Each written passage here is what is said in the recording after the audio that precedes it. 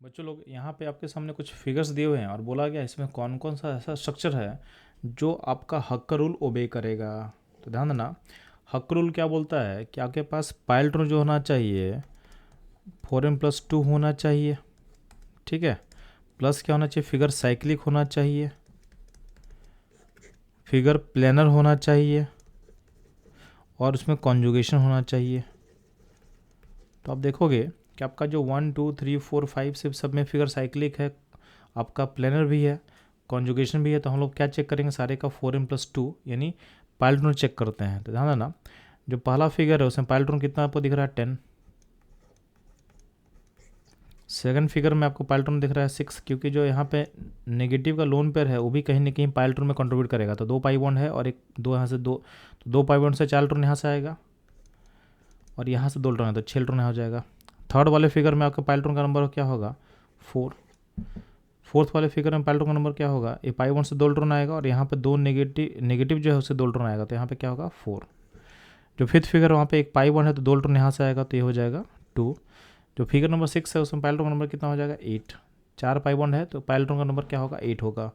आपका 7 नंबर में ध्यान देना, तो पाई बॉन्ड कितना आपको दिखेगा, तो पाई बॉन्ड दिख रहा है 7, तो आपका इसमें जो पाइल्ड्रोन होगा ये हो जाएगा 14। तो आपका जो 4n+2 का जो सीरीज है उसमें कौन कौन सा नंबर लाई करेगा, तो इसमें नंबर लाई करेगा 2, ठीक है। एन का वैल्यू होगा 0 पुट कर तो क्या 2 आएगा, एन का वैल्यू 1 पुट कर तो क्या होगा 6 आएगा, एन का वैल्यू 2 पुट कर तो क्या होगा 10 आएगा और एन का वैल्यू 3 पुट क्या आएगा 14 आएगा, ठीक है।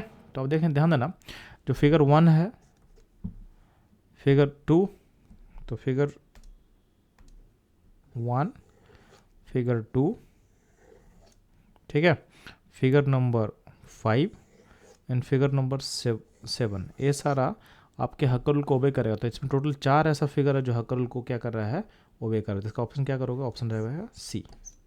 तो बच्चों ये था इस क्वेश्चन का एनालिसिस। मूव करते हैं हम लोग नेक्स्ट क्वेश्चन पे। बच्चों बोला गया इसमें से कौन सा ऐसा कंपाउंड है जो एरोमेटिक नहीं है। तो ध्यान देना, आप देखोगे तो यहाँ पे जो डी ऑप्शन में आपके पास sp3 कार्बन है, तो sp3 कार्बन होने के कारण क्या होगा, ये सिस्टम हो जाएगा नॉन प्लेनर। तो ये हक्कर रूल ओबे नहीं करेगा, क्योंकि हक्कर रूल का कंडीशन था कि फिगर होना चाहिए था प्लानर, ठीक है। तो ये फिगर प्लानर नहीं है तो क्या होगा, एरोमेटिक नहीं होगा। तो ऑप्शन डी इसका आंसर होगा। बाकी सारे जो कंपाउंड्स है, कंपाउंड ए भी एरोमेटिक है, सी भी एरोमेटिक है, बी भी एरोमेटिक है, ठीक। तो बच्चों ये था इस क्वेश्चन एनालिसिस। मूव करता हूँ लोग नेक्स्ट क्वेश्चन में। बच्चों लोग इस क्वेश्चन में बोला गया है इसमें कौन सा रिएक्शन है जो प्रोसीड करता है थ्रू इलेक्ट्रोफिलिक सब्स्टिट्यूशन रिएक्शन, यानी EAS reaction. Electrophilic aromatic substitution reaction से कौन सा रिएक्शन होगा। तो ध्यान देना, आप देखोगे तो ऑप्शन जो सी दिख रहा है, सी स्ट्रेट फॉरवर्ड है। जब भी आप डालते हो Cl2 in presence of Lewis acid AlCl3, तो उसमें होता क्या है, आपका जो क्लोरीन का लोन पेयर को अल्युमिनियम का वैकेंट p ऑर्बिटल पोलराइज करता है और इस केस में अल्युमिनियम यहाँ पे खींचेगा तो यहाँ से एक Cl+ इलेक्ट्रोफाइल का जनरेशन होता है और इलेक्ट्रोफाइल क्या होगा, बेंजीन पे अटैक करता है और यहाँ से H को निकाल के, जो H को निकाल करके आप वहाँ पे क्लोरीन प्लस को जोड़ते हो, यानी इलेक्ट्रोफाइल एक अटैच होता है, दूसरा इलेक्ट्रोफाइल H+ क्या होता है, बाहर जाता है। बात समझ में आया। तो ऑप्शन जो थर्ड है वो आपका एग्जाम्पल होगा EAS रिएक्शन का, यानी इलेक्ट्रोफिलिक एरोमेटिक सब्स्टिट्यूशन, जो कि आपके क्वेश्चन का डिमांड था। तो इसका आंसर सी करेक्ट होगा। तो बच्चों ये था इस क्वेश्चन का एनालिसिस। मूव करते हैं हम लोग नेक्स्ट क्वेश्चन पे। बच्चों ध्यान देंगे, इस क्वेश्चन बोला हुआ है कि which of the following can be use as a halide component for the Friedel Crafts reaction. तो ध्यान देना, फ्रीडरक्राफ्ट रिएक्शन में आपको अगर याद हो तो उसमें क्या करते हैं, बेंजीन रिंग को हम लोग ट्रीट करते हैं, इसमें cut cut cut cut cut. बच्चों इस क्वेश्चन बोला गया है कि इसमें से कौन सा ऐसा कंपाउंड होगा या मॉलिक्यूल होगा जिसको हम as a halide compound use कर सकते हैं फ्रीडरक्राफ्ट रिएक्शन में। तो ध्यान ना, जो फ्रीडरक्राफ्ट रिएक्शन होता है उसमें हम लोग करते क्या हैं, तो उसमें हम लोग करते हैं कि बेंजीन रिंग में हम रिएक्ट करवाते हैं alkyl halide in presence of AlCl3। तो ये अल्टीमेटली क्लोरीन खींचता है और सिस्टम में आपका इलेक्ट्रोफाइल जो कैटायन R+ बनता है वो क्या होगा, रिंग पे अटैक करता है और आपके बेंजीन पे R को अटैच करते हैं। यानी आपका जो हैलाइड होना चाहिए अल्काइल हैलाइड होना चाहिए, अल्काइल हैलाइड होना चाहिए, प्लस जो हैलाइड से जो कटायन बनेगा वो कटायन अनस्टेबल नहीं होना चाहिए। तो ध्यान देना, जो पहला ऑप्शन ए है इसमें जो आप लोगे तो इसमें क्लोरोबेंजीन है, तो इसमें जब क्लोरीन को आप निकालोगे तो जो कटायन बनेगा वो हाईली अनस्टेबल होगा, तो इसलिए फॉर्म नहीं करता है।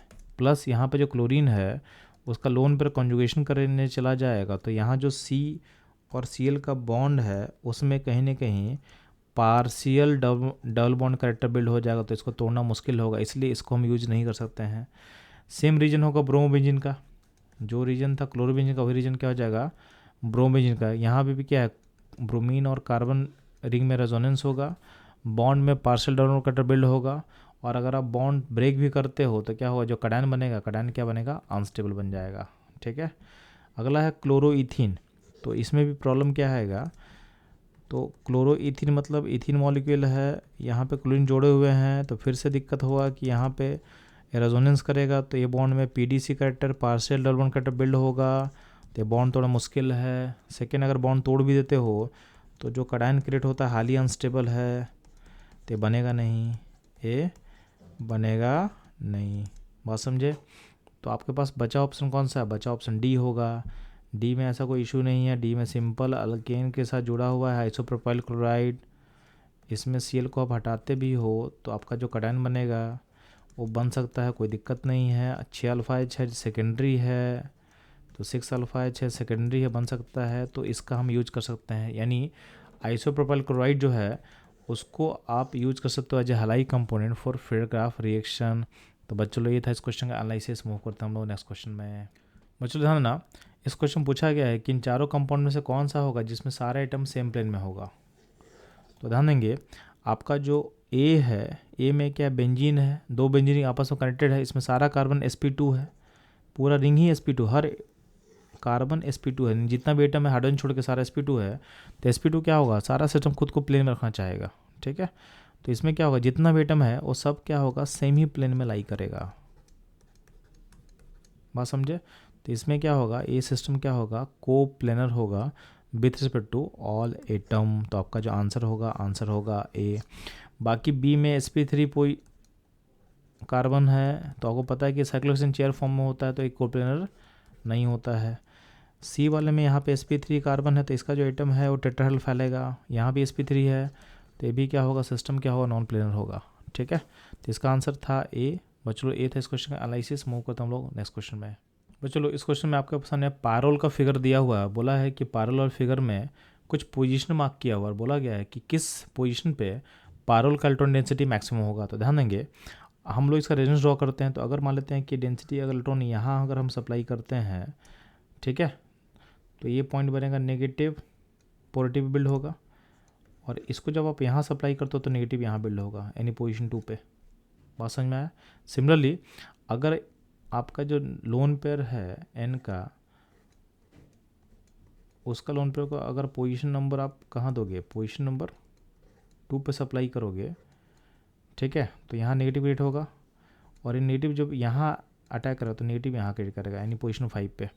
यानी जब रिंग में आप पार्टिसिपेट करवाते हो लोन पेयर को, तो उसके इसमें क्या होता है, 2 और 5 पोजीशन पे क्या होता है, डेंसिटी ज़्यादा आएगा, 2 और 5 पोजीशन पे डेंसिटी ज़्यादा आता है। तो इसका जो करेक्ट आंसर होगा इसको बोल सकते हो 2 और 5, यानी ऑप्शन डी इसका लिए क्या होगा, करेक्ट होगा। इनफैक्ट अगर आप मान लेते हैं कि पोजीशन 2 या 5 पे अगर हम H+ को जोड़ के दिखाते हैं आपको, ठीक है, तो पोजीशन 2 और 5 पे अगर हम H+ यानी किसी पॉजिटिव को जोड़ते हैं, तो यहाँ पे अगर नेगेटिव क्रिएट करते हो तो यहाँ पे H जुड़ेगा और यहाँ प्लस बनेगा। बात समझे? अब जब प्लस बनेगा तो आप क्या करो, इस प्लस का रेजोनेंस करो, तो प्लस का रेजोनेंस जब होगा तो 2 पॉइंट पे अगर हम अटैक करवाए H+ का, तो पॉजिटिव यहाँ बना, अब ये फिर से क्या करेगा, फिर से टूटेगा, तो सिस्टम में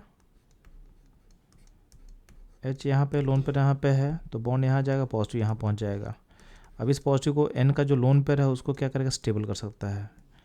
ठीक है, तो सिस्टम इस तरह से स्टेबलाइज हो सकता है अगर पॉइंट 2 पे आप अटैक करवाते हो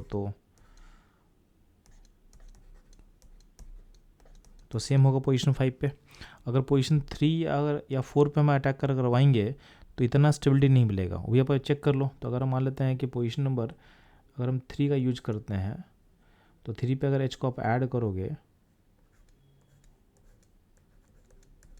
तो प्रॉब्लम क्या होगा कि 3 पे H को ऐड कर दिए, यहाँ बनेगा आपका पॉजिटिव, ठीक है।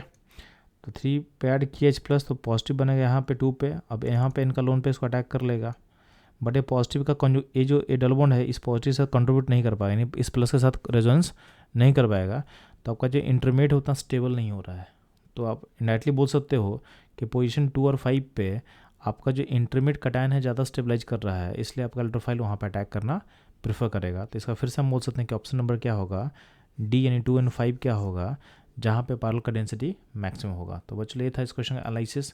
मूव करता हम लोग नेक्स्ट क्वेश्चन पे। बच्चों ध्यान देंगे, आपके पास यहाँ पे बेंजीनिंग है और एक आपके पास साइक्लोहेक्सीन है, उसमें HF ऐड किए तो क्या होगा। तो ध्यान देना, पहले HF का जो H प्लस है वो अटैक करेगा साइक्लोहेक्सीन पे। तो यहाँ पे साइक्लोहेक्सीन पे अटैक करेगा तो H प्लस जोड़ने के बाद आपके पास यहाँ पे पॉजिटिव बनेगा। अब ये पॉजिटिव है, इलेक्ट्रोफाइल बन चुका है और पास में बेंजीनिंग है, तो क्या होगा, इस सिस्टम में यहाँ बेंजीन पे अटैक करेगा।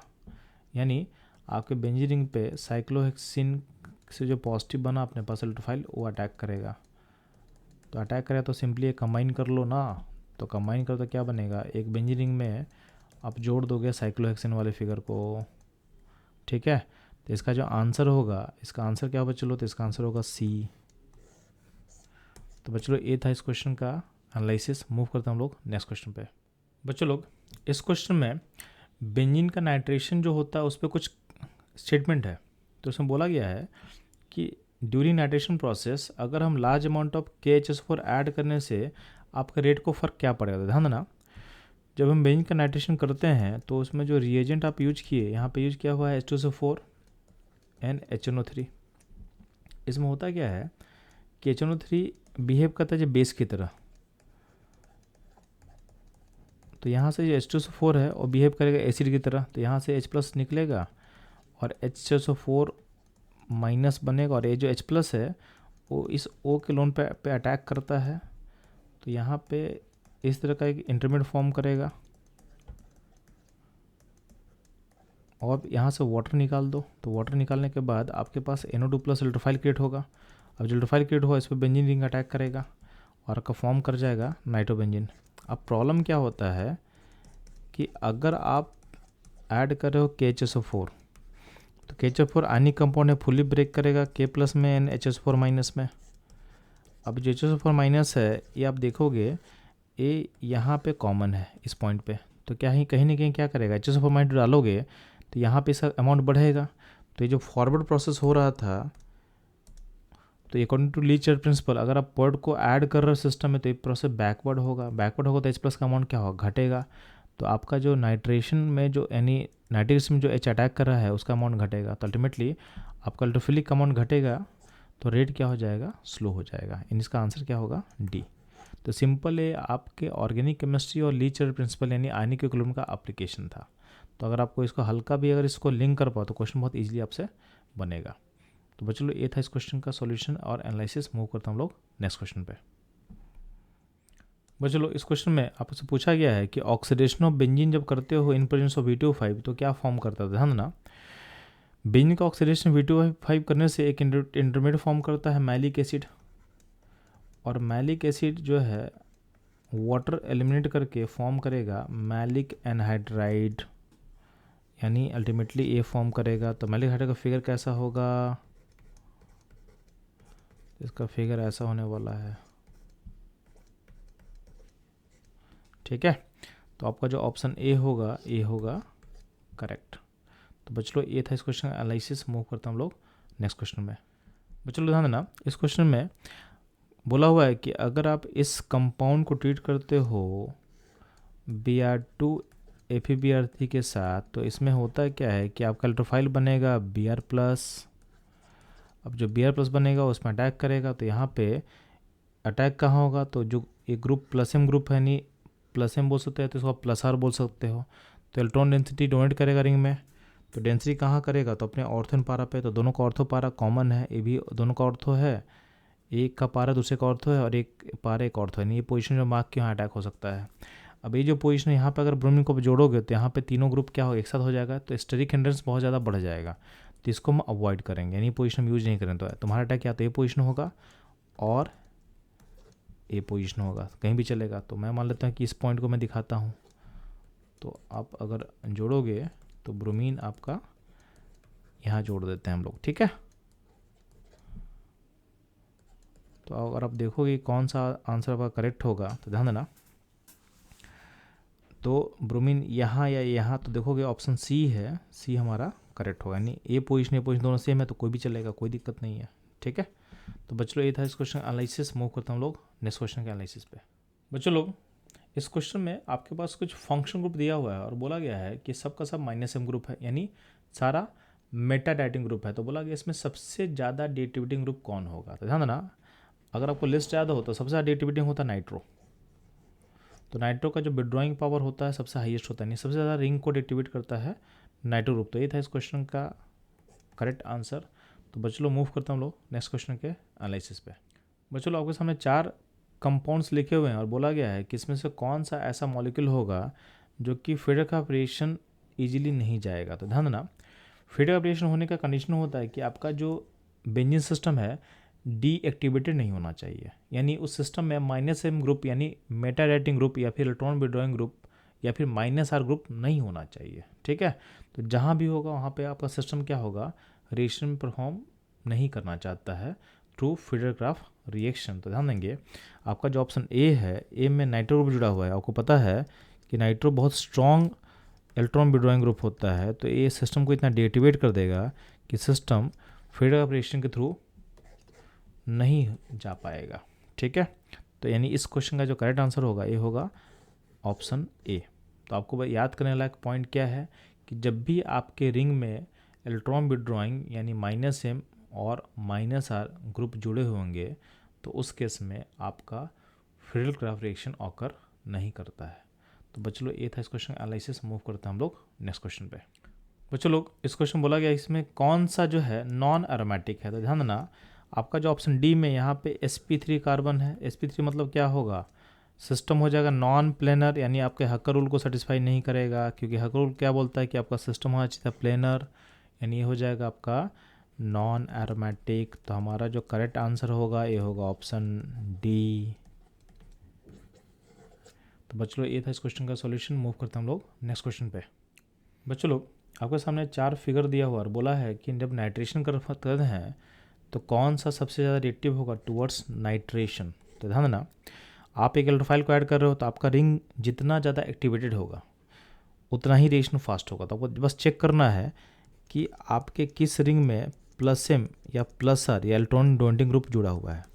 तो बेंजोइक एसिड में जो ग्रुप जुड़ा हुआ था ये होता है -r या -m बोलते हैं, यानी इलेक्ट्रॉन विड्रॉइंग ग्रुप है, तो रेट को स्लो करेगा। जो बी ऑप्शन में नाइट्रोबेंजीन है उसमें नाइट्रो ग्रुप भी क्या होता है, -m होता है, तो ये भी डेंसिटी विड्रॉ करेगा और आपके रेट को क्या करेगा, स्लो करेगा, ठीक है। टॉलिन में CH3 ग्रुप जुड़ा हुआ है, तो CH3 +m ग्रुप होता है, या इसको +r बोल दो या बोल दो इसको इलेक्ट्रॉन डोनेटिंग ग्रुप बोल दो। तो ये क्या करेगा, डेंसिटी बढ़ा देगा आपके सिस्टम में और रेट को फास्ट करेगा। तो बेंजीन में कुछ नहीं है, तो बेंजीन नॉर्मल है, तो बेंजीन के रिस्पेक्ट में डेंसिटी हाई किस में होगा, टॉलिन में। तो टॉलिन का जो रिएक्शन होगा नाइट्रेशन वाला वो क्या होगा, इन सारे में सबसे फास्ट होने वाला है। तो बस इसका की कॉन्सेप्ट क्या था कि जो रिंग में इलेक्ट्रॉन डेंसिटी हाईएस्ट होगा उसका रेट सबसे फास्ट होगा इन इलेक्ट्रोफिलिक एरोमेटिक सैचुरेशन रिएक्शन। तो इसका करेक्ट आंसर होगा ऑप्शन सी। तो बच्चों ये था इस क्वेश्चन एनालिसिस। मूव करते हैं हम लोग नेक्स्ट क्वेश्चन पे। बच्चों लोग इस क्वेश्चन में टॉलिन को ट्रीट किया गया 2 अलग कंडीशन में विथ क्लोरीन। तो पहला जो कंडीशन है टॉलिन को ट्रीट किया गया है Cl2 FeCl3 के साथ, तो यहाँ पे ES रिएक्शन होगा और ES में जो CH3 ग्रुप है वो चूँकि +m या +r ग्रुप है तो डेंसिटी बढ़ाता कहाँ पे है, ऑर्थो पैरा पोजीशन डेंसिटी बढ़ाएगा। तो इस केस में क्या होगा, आपका ऑर्थो या पैरा पोजीशन में आप क्या करोगे, आप Cl को जोड़ सकते हो, यानी आप Cl यहाँ हो सकता है या फिर यहाँ हो सकता है,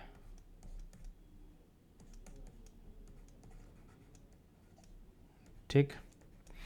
और इसी सिस्टम को आप तुम ट्रीट करोगे Cl2 सनलाइट। तो Cl2 सनलाइट में क्या होता है, रेडिकल मैकेनिज्म फॉलो करना है। तो रेडिकल मैकेनिज्म फॉलो करना है तो रेडिकल स्टेबल कहाँ होगा, तो रेडिकल स्टेबल होगा आपके इस पॉइंट पे, क्योंकि यहाँ पर रेजोनेंस होगा। अगर आप रेडिकल यहाँ बनाओगे तो रेडिकल में रेजोनेंस होने वाला है, बात समझ में आया।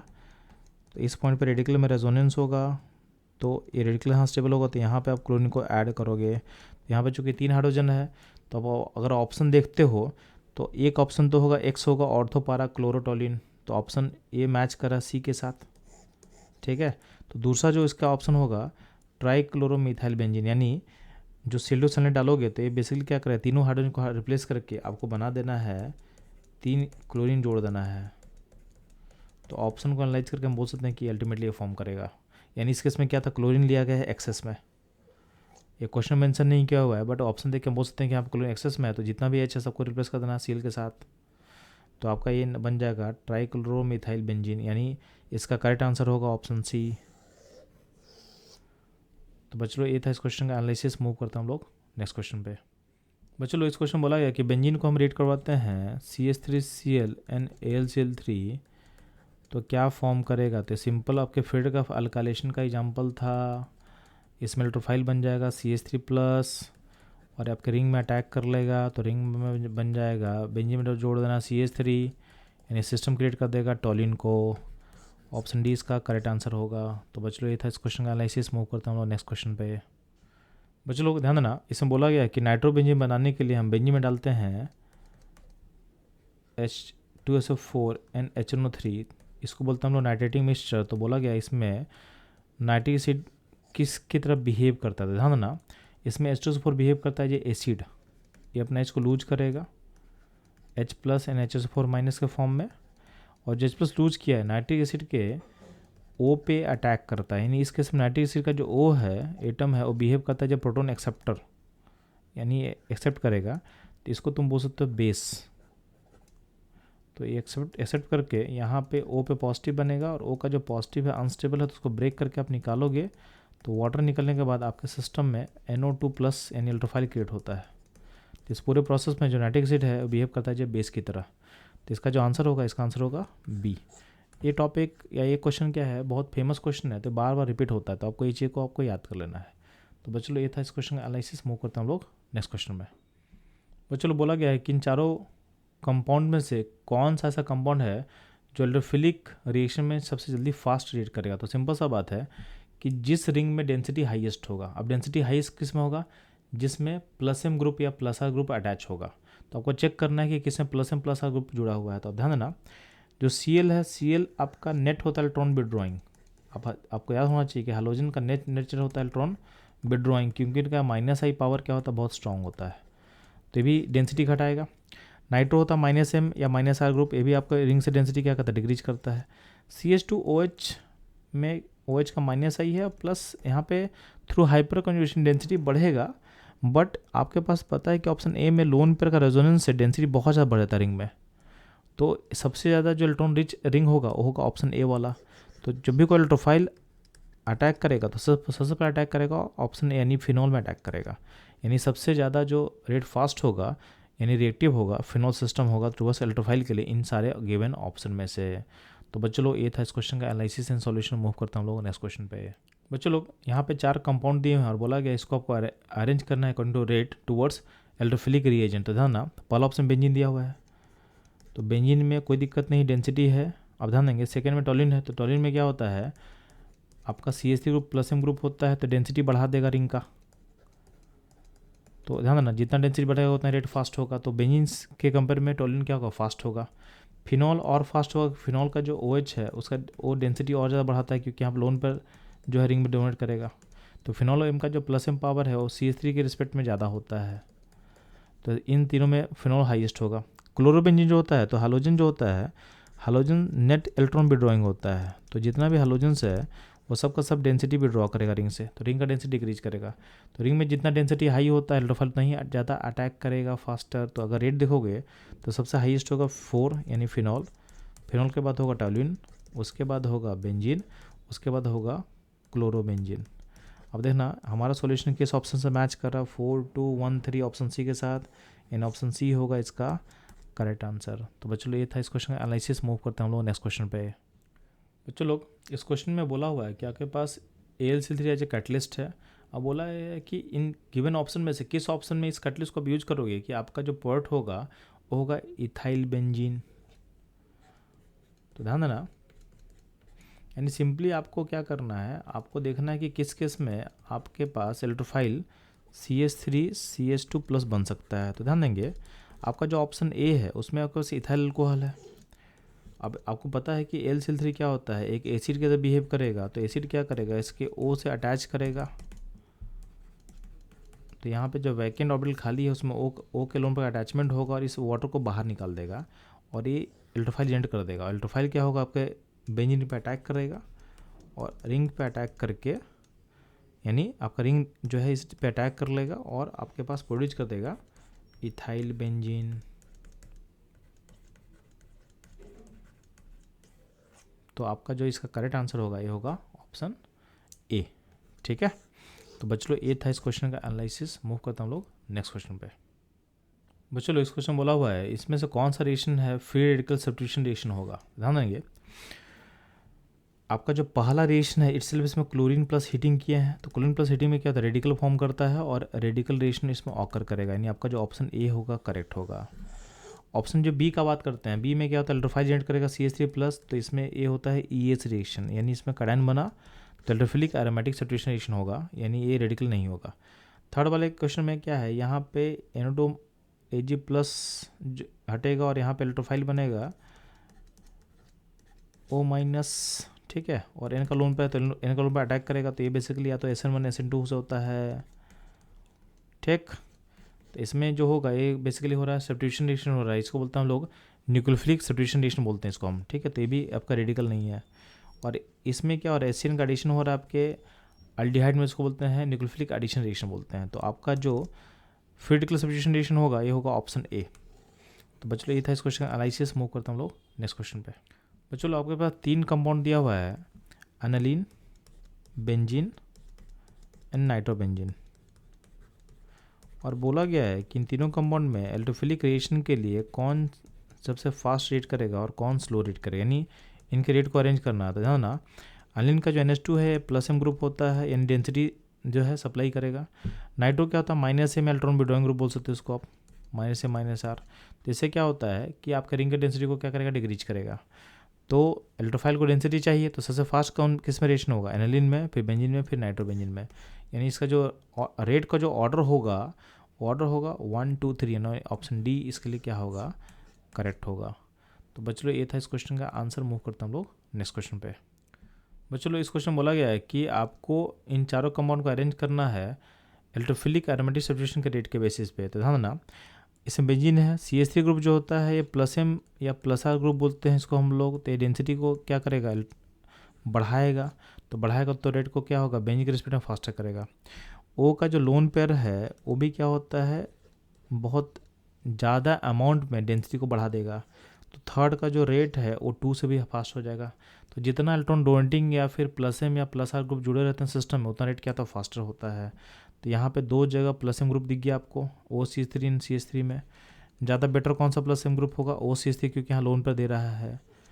CF3 -M group -I group होता है, -I से क्या डेंसिटी ऊपर भी ड्रॉ करेगा तो डेंसिटी घटेगा, तो इलेक्ट्रोफाइल का जो अटैचमेंट है रिंग में क्या होगा, स्लो हो जाएगा। तो सबसे फास्ट होगा इसमें 3 में, 3 के बाद 2, 2 के बाद 1, 1 के बाद क्या होगा 4। तो ध्यान देना कौन सा ऑप्शन हमारे सॉल्यूशन मैच कर रहा है, तो 3 2 1 4 ऑप्शन ए से मैच करेगा। तो ऑप्शन ए इसका करेक्ट आंसर होगा। तो बच्चों ये था इस क्वेश्चन का एनालिसिस। मूव करते हैं हम लोग नेक्स्ट क्वेश्चन में। बच्चों लोग बोला गया है कि फ्रेडरकप रिएक्शन के थ्रू टॉलिन कब से बना सकते हैं। तो ध्यान देना आपके पास बेंजीन रिंग होना चाहिए और CH3Cl प्लस LCl3।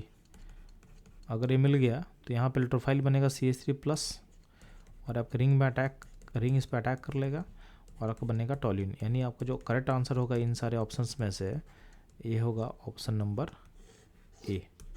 तो बच्चों ये था इस क्वेश्चन का एनालिसिस। मूव करता हूँ लोग नेक्स्ट क्वेश्चन पे। बच्चों लोग इस क्वेश्चन बोला गया कि फ्रेडरकप अल्काइलेशन में LCl3 के अलावा और क्या अदर रिएक्टेंट होता था। हम ना अल्काइलेशन में बेंजीन रिंग के साथ हम लोग लेते हैं एक अल्काइल हैलाइड और साथ में लेते हैं LCl3। तो चूँकि LCl3 आपको क्वेश्चन में दिया हुआ है तो बाकी बचा क्या, तो बाकी बचा बेंजीन एंड एक अल्काइल हैलाइड, यानी ऑप्शन ए हमारे सॉल्यूशन से मैच करेगा। तो इसका आंसर ऑप्शन ए होगा। तो बच्चों ये था इस क्वेश्चन का सॉल्यूशन। मूव करते हैं हम लोग नेक्स्ट क्वेश्चन पे। बच्चों बोला गया है कि इसमें से कौन सा बेंजीन रिंग है जिसमें इलेक्ट्रोफाइल का अटैक सबसे इजी होगा। तो ध्यान ना, जिस रिंग का इलेक्ट्रॉन डेंसिटी हाईएस्ट होगा उसमें अटैक इजी होता है। अब इलेक्ट्रॉन डेंसिटी बढ़ेगा कैसे, जब उसमें प्लस एम या प्लस आर ग्रुप यानी इलेक्ट्रॉन लोडिंग ग्रुप अटैच रहेंगे। तो आपको पता है इन सारे में सबसे बेस्ट जो इलेक्ट्रॉन लोडिंग ग्रुप है वो OH है। CH3 भी इलेक्ट्रॉन लोडिंग ग्रुप होता है, पर इसका जो डोंडिंग पावर होता है OH के रिस्पेक्ट में कम होता है, क्योंकि O के पास लोन पेयर है, तो रिंग में डेंसिटी बहुत ज़्यादा बढ़ा देगा। तो इस केस में इलेक्ट्रोफाइल का जो अटैक होगा सबसे फास्ट होगा। तो ऑप्शन ए हमारा क्या होगा, करेक्ट आंसर होगा। तो बच्चों ये था इस क्वेश्चन का एनालिसिस। मूव करते हैं हम लोग नेक्स्ट क्वेश्चन के एनालिसिस पे। बच्चों लोग बोला गया कि इसमें कौन सा ऐसा ऑप्शन है जो एरिन के साथ कंपेटेबल नहीं है। एरिन मतलब एरोमेटिक रिंग के साथ कंपेटेबल नहीं है। तो ध्यान देना, बेंजीन रिंग कभी भी इलेक्ट्रोफिलिक एडिशन रिएक्शन नहीं करता है। वो करता क्या है, वो करता है ES इलेक्ट्रोफिलिक एरोमेटिक सब्स्टिट्यूशन करता है। तो एडिशन तो करता नहीं। एडिशन करने से दिक्कत क्या होगा कि अगर आप रिंग में आप इलेक्ट्रोफाइल को अगर जोड़ दिए तो प्रॉब्लम क्या होता है, जोड़ने से उनका एरोमेटिक नेचर ख़त्म हो जाएगा। तो इससे सिस्टम क्या हो जाएगा, स्टेबल नहीं अनस्टेबल हो जाएगा। बात समझे। तो इसलिए ये एडिशन शो नहीं करता है। इसके बाद क्या करता है, एडिशन करने के बाद यहाँ से H निकाल देगा और वापस ये क्या करेगा, वापस खुद को बेंजीन रिंग में बनाएगा, यानी एडिशन पे स्टॉप नहीं करेगा प्रोसेस। बात समझे। तो इलेक्ट्रोफिलिक एडिशन तो ये नहीं करता है। तो बच्चों ये था इस क्वेश्चन का एनालिसिस। मूव करता हूँ लोग नेक्स्ट क्वेश्चन पे। बच्चों लोग यहाँ पे 3 कंपाउंड दिया हुआ है, एनिसोल, बेंजीन एंड नाइट्रोबेंजीन। बोला है इसको रेट के अकॉर्डिंग अरेंज करो टूवर्ड्स इलेक्ट्रोफाइल। तो ध्यान ना, एनिसोल प्लस M ग्रुप होता है, यानी डेंसिटी रिंग के अंदर देगा, तो इलेक्ट्रोफाइल को अट्रैक्शन ज़्यादा मिलेगा थ्रू रिंग। फिर बेंजीन है, नाइट्रोबेंजीन क्या होता है, इलेक्ट्रॉन विड्रॉइंग ग्रुप, -M या -R ग्रुप आप बोल सकते हो। तो रिंग का डेंसिटी खींचेगा तो रिंग में इलेक्ट्रोफाइल का अटैक है स्लो हो जाएगा। तो आपका रेट जो चलेगा 1 2 3 होना चाहिए। तो हमारे सॉल्यूशन से आपका जो ऑप्शन बी, यहाँ पे जो ऑप्शन जो ए दिया हुआ है, ए इसको ए कर लो आप लोग, तो ए हमारे सॉल्यूशन से मैच करेगा। तो इस क्वेश्चन का जो करेक्ट आंसर होगा ए होगा ऑप्शन ए। तो बच्चों ये था इस क्वेश्चन का एनालिसिस। मूव करता हम लोग नेक्स्ट क्वेश्चन के एनालिसिस पे। बच्चों लोग इस क्वेश्चन बोला है कि अब जब भी हम क्लोरीनेशन करते हैं बेंजीन का इन प्रेजेंस ऑफ FeCl3 तो उसमें क्या होता है। ध्यान देना, FeCl3 एक लेविस एसिड होता है। तो यहाँ जो क्लोरीन है तो Fe के वैकेंट ऑर्बिटल में, वैकेंट डी में क्लोरीन का लोन पे अटैक करेगा और इसी कारण यहाँ से बॉन्ड तोड़ोगे तो इस सेल पे क्या आएगा, पॉजिटिव आएगा, यहाँ पर नेगेटिव आएगा। तो यहाँ अल्टीमेटली जो नेगेटिव Cl है वो इससे कंबाइन होकर बन जाएगा FeCl4- और बाहर क्या निकलेगा, Cl+ निकलेगा। इलेक्ट्रोफाइल क्या Cl+ बनता है, यानी इसका आंसर होगा C। इलेक्ट्रोफाइल जो जनरेट होता है Cl+। तो बच्चों ये था इस क्वेश्चन का एनालिसिस। मूव करता हम लोग नेक्स्ट क्वेश्चन के एनालिसिस पे। बच्चों बोला गया कि नाइट्रेशन बेंजीन में जो इलेक्ट्रोफाइल है वो कौन सा होता है, जो रिएक्टिव स्पीशीज कौन सा होता है। ध्यान देना, जब भी नाइट्रेशन लोग परफॉर्म करते हैं तो उसमें नाइट्रो NO2+ एज इलेक्ट्रोफाइल की तरह बिहेव करता है। तो ऑप्शन जो सी होगा ये होगा अपना रिएक्टिव स्पीशीज। तो C इसका क्वेश्चन का करेक्ट आंसर होगा। तो बच्चों लोग मूव करता हूँ नेक्स्ट क्वेश्चन के सॉल्यूशन पे। बच्चों लोग आपके इस क्वेश्चन में बेंजीन के रिस्पेक्ट में कुछ स्टेटमेंट दिया हुआ, बोला है कौन सा स्टेटमेंट बेंजीन के लिए करेक्ट होगा।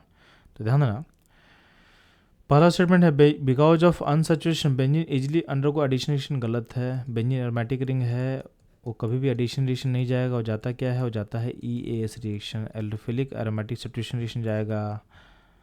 सेकेंड स्टेटमेंट है there are 2 type of CC bond in benzene, ये भी गलत है। यहाँ पे चूँकि रेजोनेंस होता है तो रेजोनेंस होने के कारण क्या होता है, आपका CC बॉन्ड का बॉन्ड और सारे CC का सेम होगा। यहाँ पे इसको X और Y बोल दो तो XY इक्वल हो जाता है, यानी B भी गलत हो जाएगा। There is a cyclic delocalization of pi electron in benzene, ये सही है। रेजोनेंस के कारण क्या होता है, यहाँ पे साइक्लिक डिलोकलाइजेशन होता है। Option D, mono substitution of benzene gives 3 isomeric product. ठीक है, तो अगर मोनो सब्स्टिट्यूशन ऑफ बेंजीन, तो बेंजीन में कुछ तुम ऐड करते हो तो उसमें सारा पोजीशन चूँकि इक्विवेलेंट है ना, तो इसमें कहीं भी जोड़ो आपका आंसर सिर्फ एक ही आएगा, 3 नहीं आएगा। तो इसलिए ऑप्शन डी क्या होगा, ये भी इनकरेक्ट होगा। तो अल्टीमेटली आपका जो ऑप्शन सही होगा होगा ऑप्शन सी। तो बच्चों ये था इस क्वेश्चन का करेक्ट आंसर। तो बच्चों लोग ये था मेरे साइड से 1 shot all PYQ of NEET of aromatic hydrocarbons. तो आप ध्यान देना, जितने भी क्वेश्चन थे आपके NCERT बेस है, NCERT बेस से रीजन से बाहर कभी नहीं गया है। कहीं कहीं अगर NCERT से बाहर गया तो क्वेश्चन बहुत पुराना था। रिसेंट में 10 साल के PYQ आप देखते हो तो NCERT से बाहर नहीं था। कुछ क्वेश्चन लॉजिकल था, तो लॉजिकल क्वेश्चन आप सिंपल अगर थ्योरी को पढ़ लोगे तो ड्यूरिंग एग्जाम अगर टाइम रहेगा तो क्वेश्चन बहुत ईजिली बन जाएगा। तो लास्ट मोमेंट में आपको NCERT पे स्टिक करना है, बाहर किसी का और कोई बात सुनना नहीं है। NCERT फोकस करो, आपका जो आउटकम है बेटर आएगा। तो बच्चों मिलते हैं नेक्स्ट चैप्टर के एनालिसिस पे।